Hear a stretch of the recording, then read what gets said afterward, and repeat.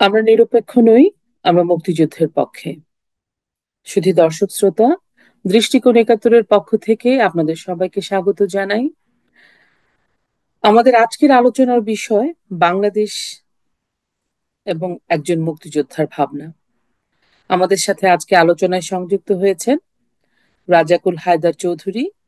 তিনি মুক্তিযুদ্ধে অংশ নিয়েছেন ২ নম্বর সেক্টরের অধীনে এবং তিনি একটা অনলাইন মুক্তিযুদ্ধ ভিত্তিক মুক্তিযুদ্ধের কথা ছড়িয়ে দেবার জন্য একটা অনলাইন পোর্টালও তার আছে। সেটার নাম হচ্ছে ব্রিগেড ৭১। আপনারা যে চাইলে দেখতে পারেন, ভিজিট করতে পারেন। তো আমরা আজকে আমাদের আলোচনা শুরু করছি। রাজ্জাক ভাই, আপনি কেমন আছেন? এই ভালো আছি, আপনাকে ধন্যবাদ ডাকার জন্য। আমাদের অনুষ্ঠানে আপনাকে স্বাগত জানাই। আমরা আমাদের মূল আলোচনায় চলে যাই।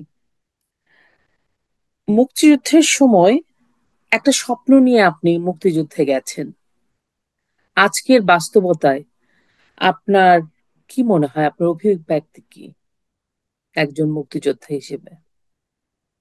যে এখানে আপনার যে শিরোনামটা, যে আমরা নিরপেক্ষ নই, আমরা মুক্তিযুদ্ধের পক্ষে, অত্যন্ত দুর্ভাগ্য দুর্ভাগ্যজনক অবস্থা যে বাংলাদেশ নামক এমন একটা দেশ, আমরা ৩০ লক্ষ শহীদ, ৬ লক্ষ মা বোনের আত্মত্যাগ, সবকিছুর মনে এই স্বাধীনতা আমরা অর্জন করলাম। কিন্তু আজকে আমাকে বলতে হচ্ছে যে মুক্তিযুদ্ধের পক্ষ শক্তি এবং বিপক্ষ শক্তি। পক্ষ যখন বলবেন, আপনি নিশ্চয়ই একটা বিপক্ষ আছে। তো বিপক্ষটা একটা দেশের জন্য এটা অত্যন্ত আমাদের জন্য মর্যাদার বিষয় না। তার অর্থ হলো যে একটা দেশে কিভাবে মুক্তিযুদ্ধের বিপক্ষ বা স্বাধীনতার বিপক্ষ শক্তি থাকতে পারে, এবং এটা বাস্তব আছে বলেই আমরা আজকে এই কথাগুলো বলছি।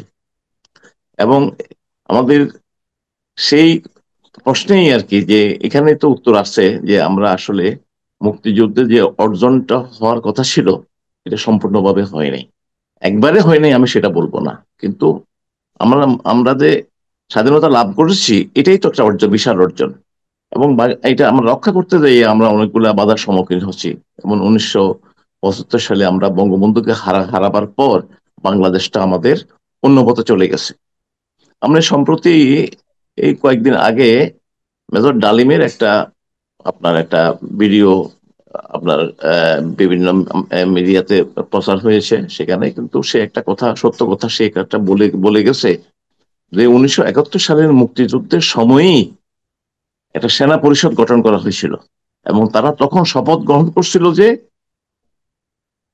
ভারতের আগ্রাসন তথাকথিত, তার অর্থ হইল যে কি, আমরা মুক্তিযুদ্ধের মূল যে চেতনা নিয়ে আসছিলাম, সেই চেতনার বিরুদ্ধে তারা একটা সংঘবদ্ধ সেনা পরিষদ তারা, এবং তারা সেখানে শপথ নিয়েছিল যে আওয়ামী লীগ সরকার বা মুক্তিযুদ্ধের মানে মাধ্যমে যে সরকার প্রতিষ্ঠিত হবে, সেই সরকারটাকে তারা উৎখাত করবে। এবং তারা সেটা সাকসেসফুল হয়েছিল ১৯৭৫ সালের ১৫ই আগস্ট। এরপর থেকে আমাদের মনে করেন যে আমাদের ১৯৫২ সালের ভাষা আন্দোলন, তারপরে আমাদের ৬৬ সালের ৬ দফা আন্দোলন, তারপরে ৬৮ সালের গণ অভ্যুত্থান, ৭০-এর নির্বাচন, ৭১ সালের মুক্তিযুদ্ধ, এর মাধ্যমে আমরা একটা সংবিধান পেয়েছিলাম। এটা পৃথিবীর অন্যতম প্রগতিশীল সংবিধান বলে বিবেচিত হয়। অনেকে আমাদের এই সংবিধানের রেফারেন্স নিয়ে নিয়ে যায় বিশ্বতে। আমরা এই সংবিধানকে তারা, মানে জিয়াউর রহমান ক্ষমতায় আসে, এটাকে তো নষ্ট করলো। এটাকে আমাদের মূল মূল যে চেতনা, আমাদের ধর্মনিরপেক্ষ একটা দেশ, সেটাকে সে হাত দিল। সেখানে সে মানে একটা ধর্মীয় বিসমিল্লাহির রহমান রহিম নামে একটা কিছু একটা ঢুকাই দিল, যেটা ওখানে সংবিধানের সাথে যায় না। এটা সংবিধান তো সমস্ত মানুষের জন্য, সংবিধান কোনো বিশেষ সম্প্রদায়ের জন্য না। আরেকটা জিনিস করলো, যে এটাকে সমস্ত একটা পুরা দেশটাকে একটা জামাতিক, মানে একটা একটা ধর্মীয় মৌলবাদের মধ্যে সে নিয়ে আসলো। আপনার দেখে দেখে যারা আমাদের স্বাধীনতা বিরোধী মানুষগুলা, এগুলোতে উনি সেখানে নিয়ে আসলেন শাহাদুত আমাদের স্বাধীনতার পরও জাতিসংঘে গিয়া আমাদেরকে স্বীকৃতি না দেওয়ার জন্য সেখানে মানে সে যিনি বক্তব্য দিলেন, তাকে কিন্তু এখানে আমাদের প্রধানমন্ত্রী বানানো হলো। তারপরে আপনার মশিউর রহমান যাদু মিয়া, বা মুক্তিযুদ্ধের সময় সমস্ত সময় সে আমাদের মুক্তিযুদ্ধের বিরোধিতা করছে। এভাবে সমস্ত স্বাধীনতা বিরোধী বিরোধী গুলাকে সে কিন্তু অ্যাকোমোডেট করছে সেখানে। তো কালকে ওই দিনের যে আপনার ইয়ার বক্তব্যে যেটা পরিষ্কার হয়ে গেল, আপনার ডালিমের, যদিও সেই গৃহীত লোকটার কথা আমি শুনি নাই, কিন্তু আমি বিভিন্ন অনেকের মাধ্যমে যেটুকু জানছি এটুকু সে করছে। তো এটাকে কন্টিনিউ করলো এরশাদ। পরে তো মানে ওনার স্ত্রী খালেদা জিয়া প্রধানমন্ত্রী হলেন। প্রধানমন্ত্রী হইয়া নিজামী এবং মুজাহিদের মতো দুইটা যুদ্ধ অপরাধীকে পূর্ণমন্ত্রী করলেন। এবং তারা এদেশে কিন্তু ওই যে আপনার সমাজের সর্বস্তরের ভিতরে এবং আমাদের অ্যাডমিনিস্ট্রেশনের মধ্যে এই জামাতিকরণ করে ফেললেন। এবং সারা দেশে একটা যে মৌলবাদের একটা প্রসার প্রসার ঘটলো। তো সুতরাং আমাদের মুক্তিযুদ্ধে যে অর্জনটা আমরা উপভোগ করতে পারি না, এটাকে এরা সবাই পিছিয়ে নিয়ে গেল। এবং সর্বশেষ হইল ডক্টর ইউনূস আসলেন। ইউনূস আসিয়া এটা এখন এখন বর্তমানে যে আপনার রাষ্ট্র ব্যবস্থাটা সমস্ত কিন্তু জামাতিকরণ, ইউনূস সাহেব কিন্তু জামাতিকরণ করে ফেলছেন। আমরা একটা আশা করছিলাম ইউনূস সাহেব একজন নোবেল লরেট, এবং উনি পশ্চিমা বিশ্বের বহু জায়গাতে উনি আপনার প্রফেসরি করছেন, উনি একজন অর্থনীতিবিদ, উনি অন্তত দেশটাকে অর্থনৈতিক দিক দিয়ে এটাকে, কিন্তু উনি দেখা যাচ্ছে যে কি উনি গত মানে আমরা যেটুকু শুনছি 2017 7 সাল থেকেই উনি এই হিজবুত তাহরির এবং জামাতের সাথে ওনার একটা সংযোগ ছিল। সেই সংযোগের মাধ্যমে উনি আজকে আমাদের দেশটাকে সমস্ত জামাতিকরণ করার চেষ্টা করতেছে। তো একটা জিনিস আমরা কিন্তু এই আজকে এই মানে কঠিন অবস্থার মধ্যেও আমরা আপনারা প্রবাসে আছেন, আপনারাও উদ্বিগ্ন আছেন দেশটা নিয়ে। তবে আমরা এখন আমাদের যোগাযোগের মাধ্যমে আমাদের যে কর্মী, আমাদের সমর্থক বা মুক্তিযুদ্ধের পক্ষে যে মানুষগুলো আছে, কিন্তু আমরা কিন্তু কেউ আপনার মনোবল হারাইনি।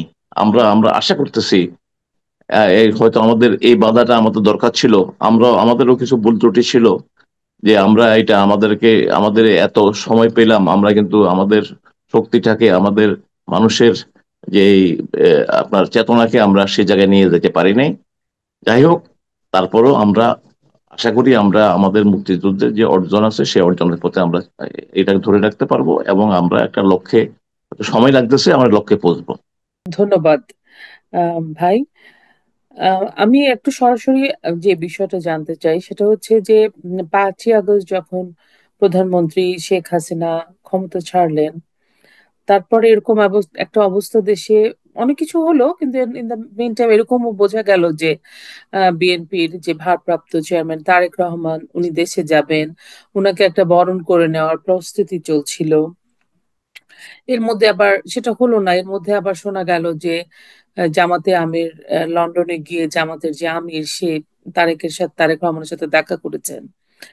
তারপরে আবার কিছুদিন আগে সেনা প্রধান গেলেন খালেদা জিয়ার বাসায় দেখা করতে। এখন খালেদা জিয়া দেশ ছেড়েছেন। এর মধ্যে কি আপনার আসলে হচ্ছেটা কি আসলেও কি আহ, কথা স্পেকুলেশন যেটাকে বলি আমরা, যে -2, এবং ইউনুস ডক্টর ইউনুস কিন্তু প্রায় বছর দেড় যুগ আগে আহ, এই -2 একটা ফর্মুলা এনেছিলেন, এবং এখন কোইন্সিডেন্সলি বলেন বা প্ল্যানে অনুযায়ী উনি ক্ষমতায়। আসলে এই ব্যাপারটা, পুরো বিষয়টা আপনি কিভাবে বিশ্লেষণ করতে চান? আমরা এখান থেকে যেটা ধারণা করছি, এখন সব তো স্পেসিফিকেশনের ভিতরে আছে। তবে যেটা দেখা যায়, জি। বাস্তবে দেখা যাচ্ছে যে কি আমরা তো ইউনুস সম্পর্কে আমাদের কিন্তু ধারণাটা এত ছিল না। আপনার এখন যে অবস্থায় আছে, আমরা আমরা মনে করছিলাম যে এই ভদ্রলোক তো একটা শিক্ষিত লোক, পশ্চিমা এখন আমেরিকার মতো একটা দেশের প্রেসিডেন্টের ফ্যামিলির সাথে তার একটা সখ্যতা আছে। অন্তত এই আমেরিকার যে গণতান্ত্রিক ব্যবস্থাটা বা মানে এটা সে এখানে ফলো করবে। কিন্তু এখন দেখা যাচ্ছে যে কিন্তু তার গোড়াটা কিন্তু হিজবুত তাহরির এবং জামাতের সাথে। এবং সে ওই যে সে কিন্তু নিজের মুখে স্বীকার করছে যে এই যে এটা কোনো আপনার হঠাৎ করে কোনো বিপ্লব হয় নাই, হঠাৎ করে কোনো কিছু হয় নাই, এটা এটা একটা হলো যে প্রি প্ল্যান্ড, মেটিকুলাসলি ডিজাইন, উনি পরিষ্কার হুম। সেখানে বলে আসতেন। এবং ওইটার সাথে যে ছেলেটাকে পরিচয় করে দিল, তার আইডেন্টিটিটা কি? তার আইডেন্টিটিটা হলো হে হিজবুত তাহরীরের একজন সংগঠক। সে হিজবুত তাহরীরের সাথে বহুদিন যুক্ত যুক্ত আছেন। আবার দেখেন উনি যখন কি ক্ষমতায় আসলেন, ক্ষমতায় আসার পরে কাকে কাকে আপনার বিভিন্ন জায়গাতে প্লেসমেন্ট করলেন। যেমন আমরা আমাদের প্রধান নির্বাচন কমিশনার উনি কিন্তু জামাত কানাগর, ওনার ফাদার কিন্তু আপনার শান্তি কমিটির মেম্বার ছিলেন। উনি আইসিটির যে আপনার আন্তর্জাতিক অপরাধ ট্রাইব্যুনালের যিনি প্রধান, উনিও জামাতের লোক। এইভাবে জামাতের লোকগুলাকে উনি সব জায়গায় যেমন আপনার এই আমাদের স্বরাষ্ট্র সিনিয়র সচিব মিস্টার নাসিমুল গনি, নাসিমুল গনি হিজবুত তাহরীরের প্রতিষ্ঠাতা। এবং এখানে তার সাথে আরেকজন ছিল মহিউদ্দিন সাহেব, মহিউদ্দিন সাহেব এখন ইয়েতে আছে, আমেরিকাতে আছে। তাহলে এই আমরা আপনি সুন্দর আশ্চর্য, বাংলাদেশ একাডেমির ডিজি, ডাইরেক্টর জেনারেল, সে হয়তো হিজবুত তাহরীর লোক। তো উনি মানে সব জায়গায় এই লোকগুলাকে উনি প্রতিষ্ঠিত করেছেন। আর আপনি ওই যে মানে মিস্টার তারেক রহমান সাহেব, হ্যাঁ আমরা ওইটা ধারণা করছিলাম যে তারেক রহমানই আসবে এবং তারেক রহমানের মামলাগুলা একটার পর একটা মানে প্রত্যাহার করতেছিল। 21শে আগস্টের মামলাটা সম্পূর্ণ বাতিল করে দিল। এইভাবে তার মায়ের যে মামলাগুলো করে দিব। কিন্তু এখন দেখা যাচ্ছে যে আসলে ওনার প্ল্যানটা সেটা ছিল না। ওনার প্ল্যানটা হইলো যে এই দুইটা দলকেই, বিএনপি এবং আওয়ামী লীগ দুইটাকে দলকে বা ইয়ে করে উনি জামাতকে সামনে নিয়ে গেবেন। এবং এটার সাথে আমরা দুঃখজনক ভাবে লক্ষ্য করছি যে আমাদের সামরিক বাহিনীও মনে হচ্ছে যেন এটার সাথে একটা যুক্ত আছে বলে মনে হচ্ছে আর কি। কারণ যখন কি আহ, আমাদের প্রধানমন্ত্রী মাননীয় শেখ হাসিনাকে যখন কি ভারতে পাঠিয়ে দেওয়া হয়, তখন উনি যে একটা মানে রাজনৈতিক দলগুলোর সাথে যে সভা করতেছে, প্রথম যিনি যার নাম উচ্চারণ করছিলেন উনি হইল শফিকুর রহমান, জামাতের নেতা। তারপরে দিয়া জাতীয় পার্টির তারপরে বিএনপির নামটা উনি উচ্চারণ করেন। তাহলে এই জিনিসগুলোর পিছনে যে একটা হঠাৎ করে যে একটা ঘটনা ঘটে যাবে, এটা তো কেউ ইয়ে করে নাই। আরব বসন্তের মতো কিছু একটা ঘটে গেছে, আরব বসন্ত একটা হয়ে গেছে বাংলাদেশে। এবং আমরা তো নির্বাচনের আগে আপনারা হয়তো খেয়াল করবেন, এই যে পিটার হাস, একটা দেশের রাষ্ট্রদূত, সে কিন্তু একটা বিরোধী দল বা আওয়ামী লীগ বিরোধী একটা ইয়ার মতো সে পাগলের মতো বিভিন্ন জায়গাতে ঘুরছে। এবং ওই সময় দেখা যাচ্ছে 2-3 মাসের ভিতরে প্রতিদিন প্রতি সপ্তাহে আমেরিকান একটা প্রতিনিধি বাংলাদেশে আসছে। তাহলে এটা সহজ ব্যাপার না, এটা অত্যন্ত প্রিপ্ল্যান ছিল যে যে কোনো ভাবে হোক আজকে আওয়ামী লীগকে বা শেখ হাসিনাকে ক্ষমতাচ্যুত করা হবে। আমরা অনেকে অনেক কথা বলি, এই করলে সেই হইতো, সেই করলে সেই হইতো। তো শেখ হাসিনাটা আমরা বুঝি, নিশ্চয়ই আমাদের যারা ওখানে কাজ করছে তারা এটা বুঝতো না, নট দ্যাট। কিন্তু পরিস্থিতিটা আমাদের আওতার বাইরে চলে গেছে। এবং আহ, তারেক রহমানরা বিএনপিরাও কিন্তু তারা কিন্তু সম্পূর্ণ প্রস্তুত ছিল যে তারেক রহমান আসবে, লাখ লাখ লোক এয়ারপোর্টে যাবে, তাকে গ্রহণ করবে। তো এখন ইউনূস তো সেটা চাইবে না। এখন যদি তারেক রহমান আসে, যেই মানে আপনার সমস্তটা দৃষ্টি আকর্ষণ চলে যাবে তারেকের দিকে, ওনার দিকে কে তাকাবে? তো উনি তো সেটা চাইবেন না, এবং উনি চেষ্টা করতেন তারা ধরে রাখার জন্য। তো ইউনূস সাহেবের আসলে ঘটনাটা আমরা অনেক কিছু জানতাম না। উনি যে আউট অ্যান্ড আউট একটা করাপ্ট লোক, এটা আমাদের জানা ছিল না। আমাদের এত আমরা গভীরে যাই নাই, কিছুটা কিছু জানতাম। এই ভদ্রলোক যখন কি চিটাগং ইউনিভার্সিটিতে শিক্ষকতা করেন, তখন উনি ওনার একটা কাহিনী জানি, কারণ আমার একটা আত্মীয় তখন গ্রামীণ ব্যাংকের সাথে ছিল। ওনার বাসাতে একদিন একটা ওই আপনার কিছুটা ওই যারা হকারের মতো আর কি, একটা লোক কিছু পণ্য নিয়ে বিক্রি করে, ওই যে আপনার অ্যালুমিনিয়ামের মানে হাড়ি টাড়ি বিক্রি করে। তো ওনার সাথে উনি গল্প করতেছিল যে তোমার এই যে তুমি কাজ করো, তোমার কি এমন লাভ টাভ হয়, তার পুঁজি কোথায়? তো প্রতি 200 টাকা কোত্থেকে পাও? এক মহাজন থেকে নিচ্ছে। এখানে কত, মানে ওনাকে সুদ দিতে হয় কত? মাসে 20 টাকা। তো দেখা যায় 240 টাকা। উনি এটা মাথার ভিতরে ওনার ঢুকছে, ঢোকার পরে যদি বললো যে এই লোকটা যদি তার কিন্তু 200 টাকা কিন্তু তার থেকে যায়, ওই আপনার পুঁজিটা আর যায় না, প্রত্যেক দিতে হয়। উনি মাথার ভিতরে চিন্তা করলেন যে আমি যদি 1 টাকা করি এই লোকটা থেকে নেই, তাহলে বছরে 365 টাকা। হুম। এখানে তার 200 টাকা বাদ গেলেও আমার 165 টাকা লাভ থাকে। ওই কনসেপ্ট থেকে উনি এটাকে শুরু করে। এবং আপনার একটা ব্যাংক করতে গেলে অনেকে ওনাকে সুদী ইউনিট বলে, আমি সেভাবে বলতে চাই না এই কারণে ব্যাংক মানে সুদ।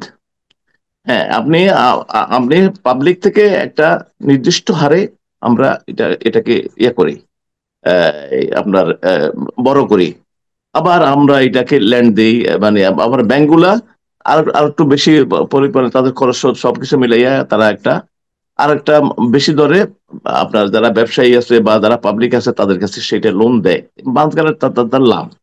কিন্তু ইউনুস সাহেবকে সুদের বলা হয় কেন? বিদেশি অনেক আছে, তারা বলে যে তাকে ব্লাড সাকার বলা হয়, ব্লাড সাকার অব দি পুয়ার। ওনার প্রথম দিকে সুদ ছিল 33 থেকে 40%। এবং এটা কার থেকে নিত? এটা নিত যাদের কিছু নাই, তারা একেবারে নিঃস্ব মানুষ, এদের এদের থেকে, বিশেষত নারীদের থেকে। তাহলে এই জন্য ওনাকে বলা হতো সেই, মানে আপনার যে ব্লাড সাকার। তারপরে উনি গ্রামীণ ব্যাংকটা দেখেন, ওনার কিন্তু প্রত্যেকটা স্টেপের কিন্তু ভিতরে কিন্তু একটা মানে খুবই খারাপ উদ্দেশ্য ছিল। গ্রামীণ ব্যাংকটা যখন করে, তখন এরশাদ পাওয়ারে মোহিত সাহেব, আমাদের এম এ মোহিত সাহেব তখন অর্থমন্ত্রী। অর্থমন্ত্রীর সাথে তার সাথে সখ্যতা ছিল। উনি ওখান থেকে 83 কোটি টাকা পুঁজি দিয়া শুরু করলো। শেখ হাসিনার সময় মোহিত সাহেব আবার অর্থমন্ত্রী, মোহিত সাহেব আবার ওখান থেকে 300 টাকা দিল। এটা গ্রামীণ ব্যাংক একটা সরকারি নিবন্ধিত ব্যাংক হিসাবে স্বীকৃতি পেল। তারপরে গ্রামীণ ব্যাংকের, যে কোনো একটা সরকারি ব্যাংকের আপনার ইয়াদের এমডিদের, ম্যানেজিং ডিরেক্টরদের বয়সের একটা সীমা রেখা আছে, সেটা হলো 60 বছর। উনি মহিষ সাহেবের সাথে উনি কন্ট্রাক্ট করে মোটামুটি উনি 70 বছর পর্যন্ত চালাই গেছেন। উনি মানে 10 বছর উনি ইয়ে আর কি। মহিষ সাহেবকে প্রশ্ন করা হইলো, উনি বলতো যে উনি এটা একটা স্পেশাল ব্যাংক, এটা স্পেশাল একটা ইয়ে করা হয়। তারপরে উনি আরো থাকতে চাইলেন, থাকার পরে বলছেন না আর থাকা যাবে না, তখন উনি আহ, মামলা করলেন, মামলা করে এটা হেরে গেলেন। তারপরে যে আপনার গ্রামীণ ব্যাংক থেকে উনি, গ্রামীণ ব্যাংকের এই যে উনি থাকা অবস্থায় একটা ইউনুস সেন্টার করলেন এই গ্রামীণ ব্যাংক বিল্ডিং এ। এই বাঙে প্রত্যেকটা ফ্লোরের আয়তন হলো 11,000 স্কোয়ার ফিট। 11,000 স্কোয়ার ফিটে বর্তমানে আমাদের দেশে যে আপনার ভাড়া রেট আছে, এটা হলো 200 থেকে 250। এটা হয়তো 2.5 লাখ 3 লাখ হয়, মানে পার মান্থে ভাড়া। সেটা উনি আজীবনের জন্য 1 টাকা হিসাবে উনি এটাকে ইয়ে নিলেন, ভাড়া নিলেন 1 টাকা। তো উনি কিভাবে নিলেন? উনি বিশ্বকে দেখাইছেন যে কিছু গ্রামীণের যে আপনার যারা সদস্য, এদের মধ্যে থেকে উনি 9 জন নারীকে নিলেন। এই 9 জন নারী কিন্তু সবই গ্রামের সাধারণ মানুষ। তো উনি ওনার যে এজেন্ডা গুলা, এই বোর্ড অফ ডিরেক্টরস এর মিটিং হয়, ওদেরকে 5,000 টাকা করে সম্মানী দেওয়া হয়, এখানে হোটেলে একটু রাখা হয় 2-3 দিনের জন্য। ওরা খালি স্যারে যেটা দেয় ওইটা সাইন করে চলে যায়। তো উনি এইভাবে ওনার মানে স্বার্থগুলা উদ্ধার করছেন। তো উনি গ্রামীণ গ্রামীণ ব্যাংকের মাধ্যমে উনি একটা গ্রামীণ কল্যাণ একটা প্রতিষ্ঠান করলেন। তারপর গ্রামীণ টেলিকম করলেন। গ্রামীণ টেলিকম উনি এই যে গ্রামীণ ফোনটা করবেন, উনি তখন আমাদের মোহাম্মদ নাসিম ছিলেন এটার মন্ত্রী, টেলিকমিউনিকেশন মন্ত্রী। ওনার কাছে গেছিলেন, উনি ওখানে উনি ওনাকে পজিটিভ কিছু বলে নাই। তারপরে উনি see manage to see prime minister. এবং উনি প্রাইম মিনিস্টার কাছে যাই তখন বোঝাতে সমর্থ হলেন যে, উনি বোঝাতে চেষ্টা করেন যে 60 লক্ষ আজকে দরিদ্র মানুষ মানে এটা দ্বারা উপকৃত হবে, তাদের যদি কমিউনিকেশনটা হয়, এরা দারিদ্র সীমার বাইরে চলে আসবে। আপনি আমাকে এই ব্যাপারে, আমার জন্য কোনো বিষয় না, এটা আমাদের হেল্প করেন। তো প্রধানমন্ত্রী সঙ্গে সঙ্গে এটাকে, ওই যে 60 লক্ষ মানুষের যে একটা বিষয় আছে, এটা নিয়ে তাকে ওই সময় দিয়ে দিল। এখন দেখেন, এই যে গ্রামীণ ফোন হওয়ার পরে ওনার যদি রক্ত মাংস, ওনার যে বিত্ত বৈভব যা কিছু আছে সব এখান থেকে হলো। এবং উনি ক্লিন্টন ফাউন্ডেশনের জায়গায় লাখ লাখ ডলার সেখানে ডোনেশন দিলেন, লবিস্ট নিয়োগ করলেন, বড় বড় বিজ্ঞাপন দিলেন, কোটি কোটি টাকা খরচ করে বিভিন্ন জায়গাতে লবিন্যদেরকে ম্যানেজ করে।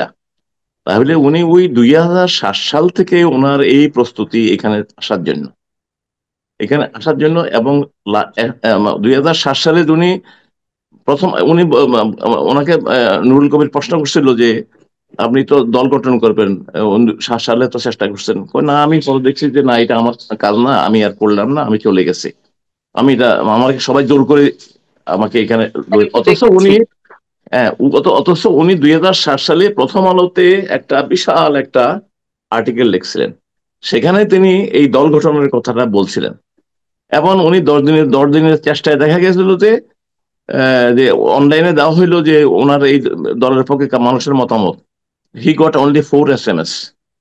তারপরে উনি বললেন যে 10 দিন পরে উনি এটা কুইট করলেন।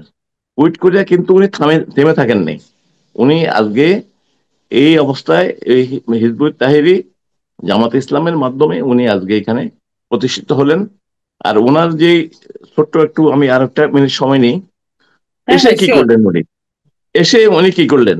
ওনার 100টার উপরে মামলা উনি প্রত্যাহার করে নিল উনি সরকারের পক্ষে। উনি 8ই আগস্ট ক্ষমতা নিলেন, 12 আগস্ট মানে হাইকোর্টে ওনার 666 কোটি টাকার একটা ট্যাক্স ফাঁকির মামলা ওনার বিরুদ্ধে রায় হয়ে গেছে। এবং উনি আপিল বিভাগ দিয়ে এটাকে 12ই আগস্ট এটাকে প্রত্যাহার করে নিলেন। মানে রাষ্ট্রের 666 নাই। এর আগে ওনার একটা মানে ট্যাক্সের মামলা ছিল। ওনার ওই বছর আয় ছিল 76 কোটি টাকা, ওনার বিভিন্ন জায়গায় বক্তৃতা দেওয়া। তো ওখানে ট্যাক্স হয়েছিল 15 কোটি।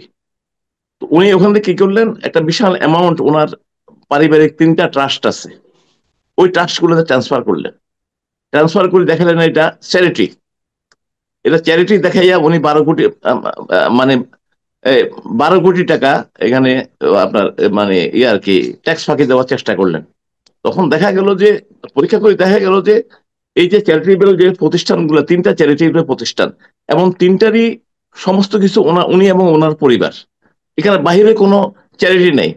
দাতাও উনি, গ্রহিতাও তিনি। গ্রহিতা উনি। গ্রহিতা তিনি। তো এইটা হলো এই যে ওনার শর্ট গুলা, উনি একটা জালিয়াত, মানে এখন একটা বলতে জিনিস, হয়। একটা বিষয় আমি জাস্ট ওদিন ফেসবুকে দেখছিলাম, যায় যায় দিনের একটা পত্রিকার একটা প্রথম পাতাটা, যে যায় যায় দিনের কথা বলছি, শফিক রেহমানের। তো সেখানে মানে প্রথম পাতাতেই লেখা আছে যে 1993 সালে ডক্টর ইউনুস একটা দল করার চেষ্টা করেছিলেন। সেই দলের নামটা হচ্ছে আমার দল। এবং তখন ওই যে ডক্টর কামাল হোসেন ফোরাম, গণফোরাম যেটা। তো এটাও একটা, আমি জাস্ট ওই দিন দেখছিলাম যে যায় যায় দিনের পেজে ওইটা আসছে, একজন শেয়ার করেছে, জাস্ট আমি আপনাকে জানালাম যে ওনার আসলে মাথায় সবসময়ই শীর্ষ ক্ষমতাটা, সবসময় ছিল, এবং রাইট রাইট এবং রাইট হ্যাঁ, উনি রাইট। অবশ্যই অনেক দূরদর্শী। উনি বুঝে গেছেন যে যেমন নারীদেরকে উনি গ্রামীণ গ্রামীণ ব্যাংক যখন করেছেন, উনার টার্গেটেড যে ওনার এটা কি কি বলবো, গ্রাহক বা টার্গেটেড পিপল ছিল নারীরা। বিকজ উনি জানতেন যে সমাজের নারী পুরুষ, নারীরা পিছিয়ে আছে, নারীরা স্বাবলম্বী, এগুলা পোট্রে করা খুব লুক্রেটিভ হবে যে একটা পিছিয়ে পড়া জনগোষ্ঠীকে উনি স্বাবলম্বী করছে। ওনার প্রতিটা এক্স্যাক্টলি। পদক্ষেপ পদক্ষেপই আসলে উদ্দেশ্যটা ওনার মহৎ বা সৎ ছিল না, কিন্তু উনি খুব মেটিকুলাসলি আসলে ওনার লাইফের সবকিছুই মানে অসৎ উদ্দেশ্যে উনি পরিচালিত করেছেন। হ্যাঁ। ওনার আরেকটা কাহিনী শুনেন। ওনার ওই প্রথম যিনি তাকে লোন দেন, নাম হলো সুপিয়া বেগম, সুপিয়া খাতুন। আচ্ছা, তো সুপিয়া খাতুনকে উনি একটা বিদেশি ডোনারকে নিয়ে গেলেন সেখানে, নিয়ে 3 তলা একটা বাড়ি দেখালেন যে সুপিয়া খাতুন এই লোন নিয়ে বিজনেস করে এই বাড়িটা করছে।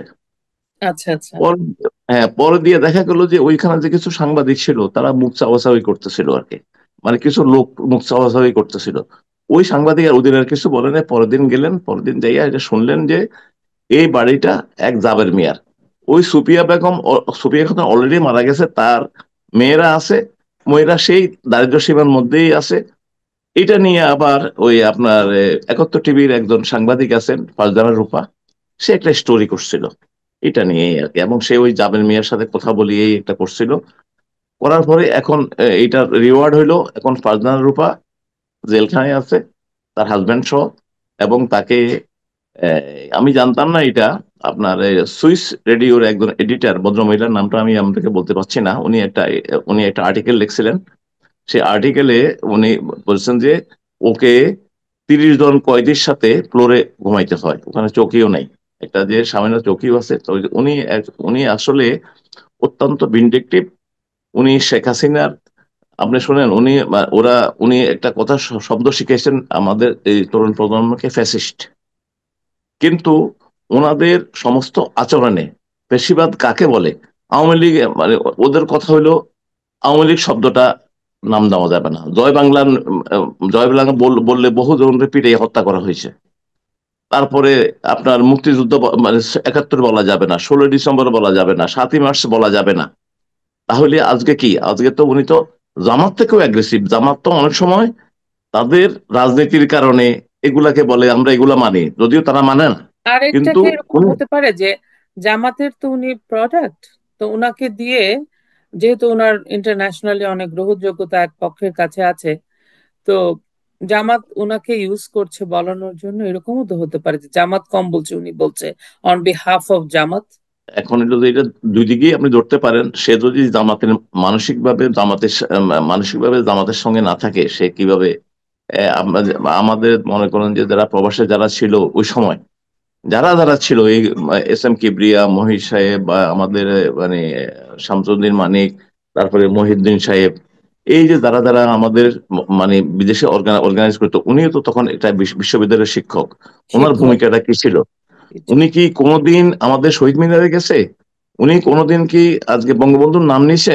নেই, নাই এখনো পর্যন্ত। না, ওনাকে জোর করিও বঙ্গবন্ধুর নামটা ওনার মুখে দিয়ে বাইর করা করা যায় নাই। উনি কয়েকবার বক্তৃতা দিলেন, কোন বক্তৃতাতে মুক্তিযুদ্ধকে মানে বলছেন, শহীদের কথা বলছেন? কোথাও বলেন নাই। তার অর্থ কি? উনি জুতো পরে উনি, উঠে গেছেন। আম, হ্যাঁ, উনি আমাদের উনি মানসিক ভাবে হয়তো চলে জামাত গেছেন। থেকেও জঘন্য কিনা আমি জানি না, আই ডোন্ট নো। উনি জামাত থেকেও না, একটা এই জঘন্য জন্য একটা। বললাম যে অনেক সময় হয় যে আপনার আমার কার্যকলাপই আমার আমার মত ও আদর্শকে প্রকাশ করে। সেই জন্য এই প্রশ্নটা প্রকাশ করে। এসেছিল, কারণ উনি যা করছেন সেটা তো একমাত্র জামাত বা পরাজিত শক্তির পারপাস সার্ভ করছে। মুক্তিযুদ্ধের পক্ষের শক্তি বা মুক্তিযুদ্ধ যেই জন্য হয়েছিল সেটা তো সার্ভ করছে না। আপনি আর ব্রডার দেখেন স্কেলে উনি, চিন্তা করেন, কারো প্রতি ব্যক্তিগত ক্ষোভ, অভিমান, মান, অপমান থাকতে পারে, কিন্তু তার জন্য তো আমি 20 কোটি লোকের জীবন নিয়ে রিস্কে ফেলে দিব না। আমাকে মানুষজন দায়িত্ব দিছে এটাতে। সো আমাকে তো রেসপেক্টফুল মানে হতে হবে, তো ওনার হি ডাজ নট কার্যকলাপ কেয়ার। ওইটা মনে হচ্ছে না। জি না, না, উনি এখন শুধু শুধু সেটা করে নাই। মানে আপনারা আপনারা একটা দেখেন আর কি, বাংলাদেশের শিক্ষা ব্যবস্থা শেষ, এটা তো আমাদের ওখান থেকে বুঝতেছেন। হুম। এখন ছাত্ররা লেখাপড়া নিয়ে ভাবে না। ভাবে না। ওই প্রধান শিক্ষক, প্রিন্সিপাল, বা আপনার একজন শিক্ষক, এও একটু এদিক সেদিক হইলেই তাকে দেয়া পিটাইয়া তাকে বিয়ে করে দেওয়া। এই যে আপনার শিক্ষক আর ছাত্রের মধ্যে যে একটা সম্পর্ক, একটা শ্রদ্ধার সম্পর্ক, এটা শেষ, অলরেডি কমপ্লিট বাংলাদেশে। এখন এই আমরা একটা গর্ব করতাম যে আমাদের ডেমোগ্রাফিক যে জনগোষ্ঠীটা আছে, এটা আমাদের 15 থেকে 35, যে এটা কিন্তু আমাদের সংখ্যা এখন বেশি।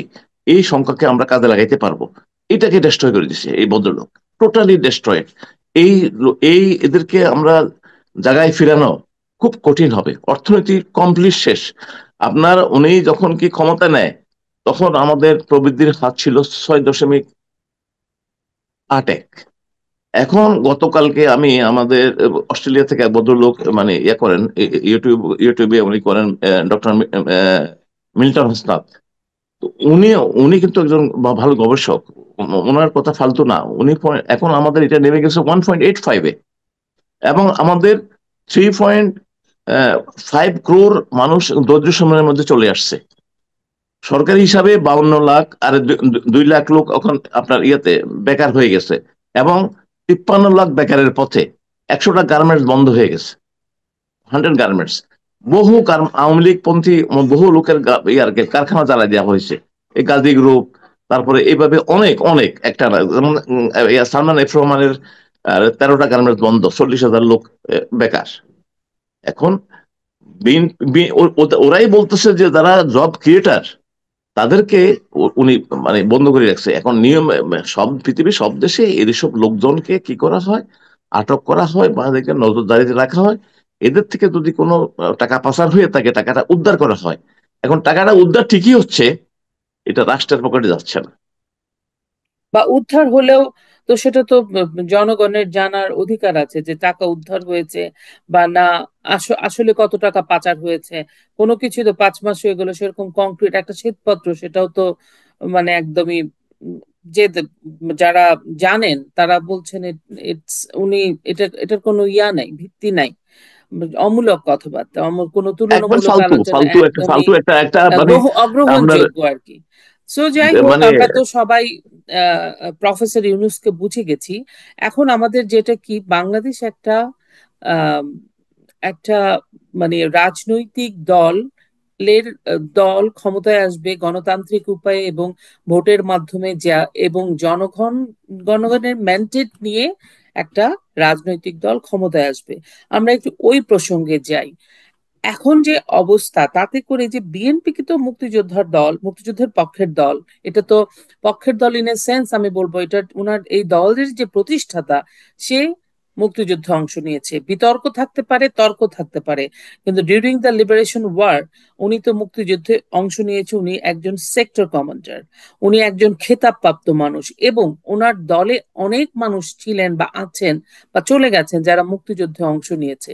তার মানে, কিন্তু তার পরবর্তীতে তাদের আম, অনেক কিছু আছে যেটা তারা নিজেরা, আমি বলবো বিএনপির পক্ষ দাঁড়িয়ে যদি বলতে হয়, তাও বলতে হয় স্ববিরোধী কাজ করেছে।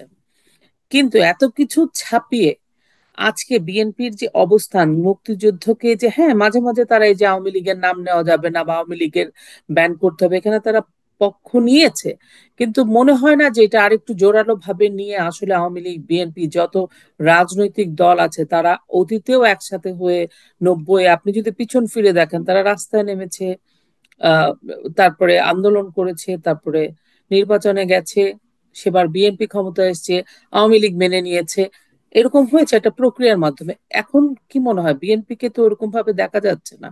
আপনি না দেশে আছেন, বিএনপি, আপনি কি বুঝেন? হ্যাঁ হ্যাঁ না বিএনপি প্রথম দিকে বিএনপির একটা ধারণা ছিল যে তার, আপনি ওই যে প্রথম যেভাবে প্রশ্ন করছেন যে তারেক রহমান চলে আসবে, জি। বিএনপি ক্ষমতায় আসবে এবং মানে ইউনূস হয়তো ওনাদেরকে সেইভাবে হেল্প করবে। বিএনপি অবশেষে বুঝছে না, ইউনূস সাহেবের সেই ইয়ে না, ওনার উনি নির্বাচন দেওয়ার উনি কিন্তু প্রথমে আপনি খেয়াল করবেন, প্রথমে উনি বলছে যে 4 বছর লাগবে। এই প্রথমে কিন্তু ওই আপনার সংস্কার ভয়েস অফ টংস্কার আমেরিকা, করে তারপরে উনি নির্বাচন হ্যাঁ দিবে। ভয়েস অফ আমেরিকার পরে চার হুম। বছর লাগে, তাও সংস্কার শেষ হইলে, শেষ সংস্কার হইল। শেষ হইলে তারপরে আবার মানে আপনার জেনারেল ওয়াকার বললেন যে এটা 1.5 বছরের মধ্যে হয়ে যাবে। তো দুইজনের মধ্যে আবার মানে মতের কনফ্লিক্ট হইলো এটা নিয়ে। আবার এখন আস্তে আস্তে উনি এখন আসতে বলতেছে যে আগামী বছরের আপনার জোনের মধ্যে উনি কিছু করবেন।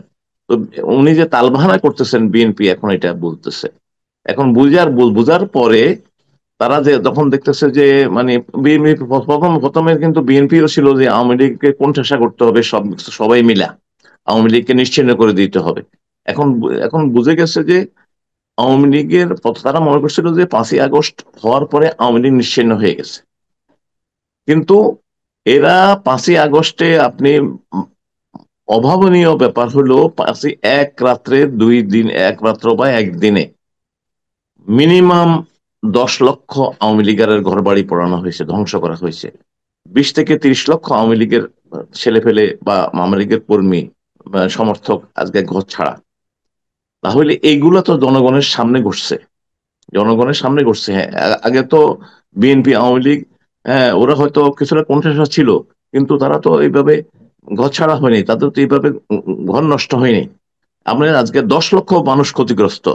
তাহলে এইটা আওয়ামী লীগের মানে সাধারণ মানুষ কিন্তু দেখতেছে। আর এখন হলো যে কি, গত এই 4 মাসের ভিতরে যে অর্থনৈতিক যে বিপর্যয়টা ঘটছে, এটা আমরা তৃণমূলের মানুষ কিন্তু এফেক্টেড। যে লোকটা আগে আপনার 500-700 টাকা ডেইলি ইনকাম করতো, তার কোনো ইনকাম নেই। এদিকে দিয়া দ্রব্যমূল্যে তার যে বেসিক জিনিসগুলা, এগুলো সমস্ত জিনিসগুলো দাম বেড়ে গেছে। তো এই জন্য সে আজকে আমরা আপনার আমাদের বাহিরে দেখবেন হাজার হাজার আপনার ভার্চুয়াল গ্রুপ আছে আওয়ামী লীগের সমর্থকদের। তাদেরকে আমরা আমরা কিন্তু যারা মিডল মিডল ক্লাসের আমরা কিছু ঘাবড়াইছি, কিন্তু আমি দেখলাম তৃণমূলের এরা কিন্তু চাঙ্গা আছে যে আবার একটা ডাক আসবে, আমরা কিন্তু ফিরে দাঁড়াবো। এটা বিএনপি উপলব্ধি করতেছে বলে আওয়ামী লীগ এই ওই যে বিএনপির এক সাংবাদিক আছে মাসুদ কামাল, মানে সে বলছিল যে আওয়ামী লীগ মূলা গাছ না, আওয়ামী লীগ হলো বট গাছ, এটাকে টানে উঠানো মূল উৎপাদন করা সম্ভব না। এটা বিএনপির মধ্যে এখন রিয়েলাইজেশন আছে, without Awami League they cannot exist here. তো সেটা হলো এখন ধারণা করতেছি পরিস্থিতির উপর নির্ভর করবে বিএনপি আওয়ামী লীগ একসাথে মুভমেন্ট করবে কিনা বা কিছু হবে কিনা। তারপরে কিছুটা দেশীয় দেশের কিছু ভিতরের ব্যাপার আছে, আওয়ামী লীগের সংগঠিত হওয়ার ব্যাপার আছে, তারপরে আন্তর্জাতিক কিছু বিষয়ও আছে। কারণ যেহেতু এই বিষয়টার পিছনে একটা আন্তর্জাতিক বড় শক্তি ছিল, আহ, এখন হইলো যে আবার সেখানেও মানে ইউনুস যাদের উপরে বেশি ভরসা করতেন, সেই সেটাও সেই চেঞ্জ ভরসার হয়েছে একটু। সেই ভরসার জায়গাটা নষ্ট হয়ে গেছে। তারপরে উনি আসিয়া তো অনেক হামকি তুমকি দিলেন যে আমি সেভেন সিস্টার, আমারও যদি সমস্যা করে আমি সেভেন সিস্টারকে অস্থিতিশীল করে রাখবো। তারপরে উনি পাকিস্তানের সাথে একেবারে দহরম মহরম শুরু করলেন। শুরু করার পরে আজকে এখন আবার উনি ভারতীয় হাইকমিশনে যাইয়া মানে প্রোটোকলের বাহিরে মানে ভারতীয় হাইকমিশনের সাথে উনি এক দেড় ঘন্টা উনি সময় কাটান। তো ওনারও সেই উপলব্ধি আবার আমাদের সাংবাদিকদের এতদিন তো উনি খুবই মেটিকুলাস ডিজাইন রিসেট বাটন উনি চাপে দিয়েছে, উনি অনেক কিছু ওনার বডি ল্যাঙ্গুয়েজটা ছিল খুবই মানে আপনার এগ্রেসিভ। এখন সেটা থেকে ডাউন টু দা মানে আপনার 10% চলে আসছে ওনার এই যে বডি ল্যাঙ্গুয়েজটা আর কি। উনি বলছে পারলে পারলাম, না হলে চলে যাব, আমি তো এই জগতের মানুষ না। হ্যাঁ, ও উনি কোন চলে যাওয়া তো জগতের? ওনার অভ্যাস আছে। চলে যাবো ওনার অভ্যাস। উনি কিন্তু একটা দেশের যে আপনি মানে চূড়ান্ত উপ- ক্ষতিটা আ- করে উনি আ- চলে যাবেন আর কি। আপনি আমার ইকোনমিকে 25 ইয়ার্স ব্যাকে নিয়ে গেছে। আর হইলো আরেকটা জিনিস, মানুষের আগেই ভালো ছিলাম সেটা তো কথা আছে, এখন তো সাধারণ মানুষ বলতেছে, একেবারে তৃণমূলের মানুষ বলছে যে শেখ হাসিনা ছাড়া আমাদের চলবে না। আপনি হ্যাঁ, জনগণই সকল আপনি আপনি ক্ষমতার উৎস। আপনি বাংলাদেশে কবে আসছেন আমি আই ডোন্ট নো। আমি আপনি বাংলাদেশের কিছু মাস গ্রাম আগেই গেছিলাম। গেছেন তো, আপনি তো মোটামুটি আগেও গেছেন, এবারও দেখছেন যে বাংলাদেশে যেদিকে যাবেন শেখ হাসিনাকে দেখবেন। প্রত্যন্ত গ্রামে চলাফেরা কোনো সমস্যা নাই।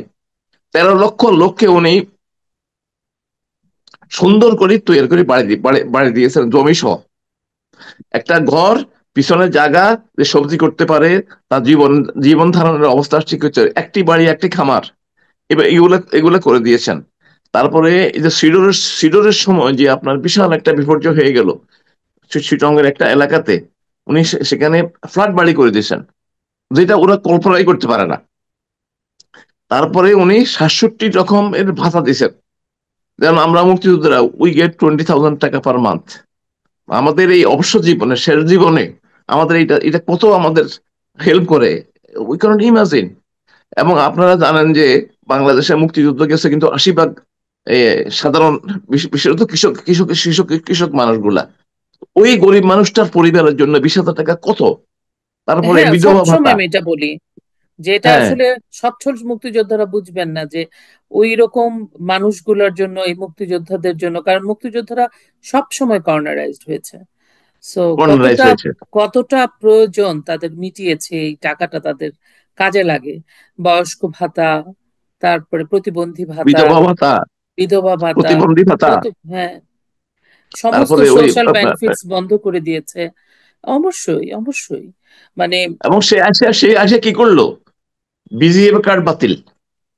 43 লক্ষ টিসিবি কার্ড ছিল, 43 লক্ষ কার্ড বাতিল করছে। তাহলে একটা কার্ডে যদি আপনি মনে করেন যে 3 জন যদি মানে সুবিধাভোগী হয় তাহলে কত হয়? 1,30,00,000। 1,30,00,000 সে কেড়ে নিছে। যে হে মনে করছে এগুলা যতগুলা দিছে সবগুলা এই আওয়ামী লীগের। এবং এখন সবচেয়ে বড় ব্যাপার, প্রতি বছর জানুয়ারি মাসে বাচ্চারা প্রথম তারিখে 1 তারিখে বই ওই পায়, চিন্তা করেন আপনি। বাচ্চাগুলা কত আগ্রহ নিয়ে থাকে। আর কি এমন হলো যে 5 মাসে উনি এগুলো সবই ওনাকে বন্ধ করে দিতে হলো। এবং আমি একটা শোতে ওনার যে প্রেস সচিব এসেছিলেন, তো উনি একটা কথা উনি মেনশন করেন নাই। উনি বলেছেন না আমাদের অর্থনীতি ভালো হয়েছে। তো তখন হোস্ট তাকে জিজ্ঞেস করছে কিভাবে আপনাদের অর্থনীতি ভালো হলো, তখন বলে অনেক অপ্রয়োজনীয় খরচ আমরা কমিয়ে ফেলেছি। এখন অপ্রয়োজনীয় খরচগুলোকে সোশ্যাল বেনিফিটস, যেটাই মানুষের, সাধারণ মানুষের প্রয়োজন। অনেক প্রশ্ন থেকে যায় আসলে, প্রশ্নগুলা করার মতো জায়গাও আমাদের নেই। দিন শেষে বাংলাদেশের সাধারণ মানুষ সাফারার হচ্ছে। আহ এবং আমার মনে হয় প্রতিবাদটা আসলে সাধারণ মানুষের মধ্য থেকেই উঠে আসবে। একেবারে মানুষের, এবং এটা এই ইকোনমিকে আমরা ফিরিয়ে আনতে পারবো না, বহুদিন লাগবে, বহুদিন লাগবে, যদি হ্যাঁ, আওয়ামী লীগ কারণ উনি তো ক্ষমতায়ও অনেক, আসে। হ্যাঁ আমরা ছিলাম রাইজিং স্টার, এখন একদম নোজ ডাইভ দিয়েছে আমাদের ইকোনমি। অবশ্যই আমাদের এই এই কষ্ট, এবং দেখেন বিচার ব্যবস্থা শেষ করে দিচ্ছে, বিচার বিচার মানে ব্যবস্থা শেষ। প্রতিটা সেক্টর ধরে ধরে ধরে ধরে গুরুত্বপূর্ণ তার সেক্টর।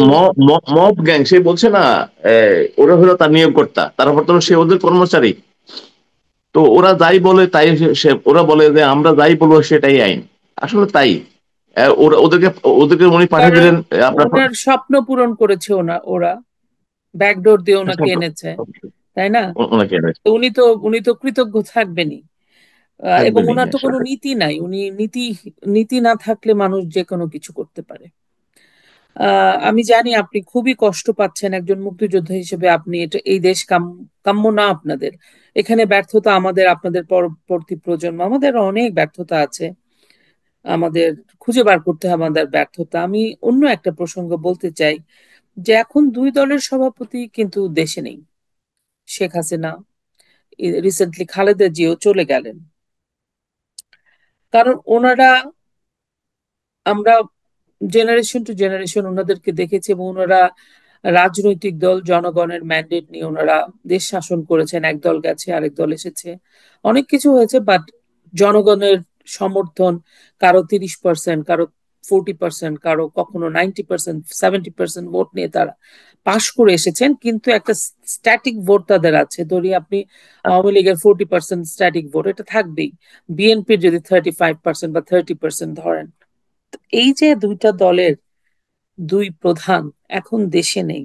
অন্যদিকে জামাতের মতো এরকম একটা উগ্র মৌলবাদী স্বাধীনতার বিপক্ষে দল ক্ষমতার একদম কাছাকাছি, এই যে আপনি কতজনের নাম বললেন যারা হিজবুত তাহরীর প্রধান অমুক অমুক জায়গায় আছে, ডিজি, মানে সংস্কৃতি জগতের মাথায় বসে আছে।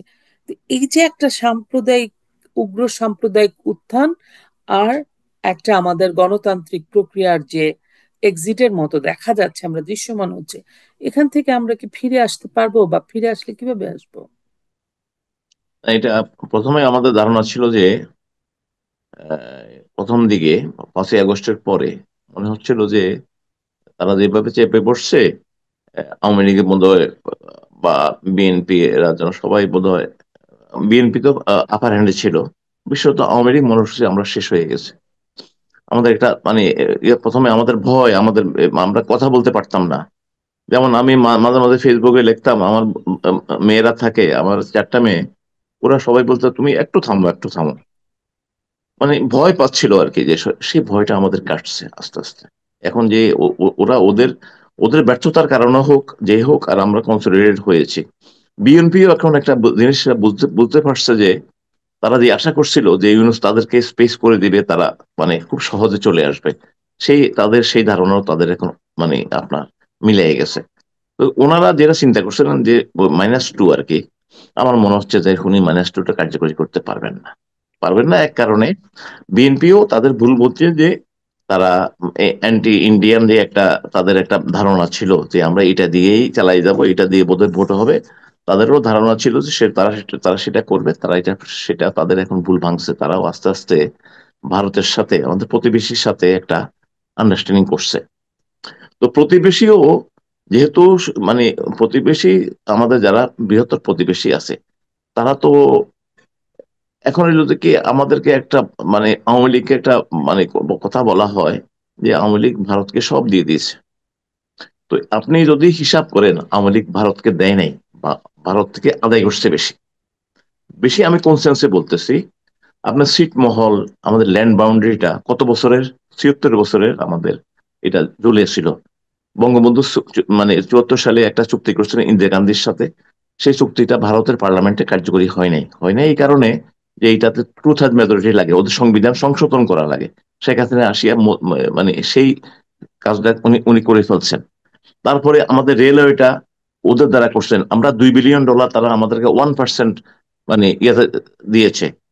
হ্যাঁ, এখন উম, মূল সমস্যাটা কোন জায়গায়? সেভেন সিস্টারের যে আপনার বর্ডারটা আছে, এটা শেখ হাসিনা সিল করে দিয়েছেন।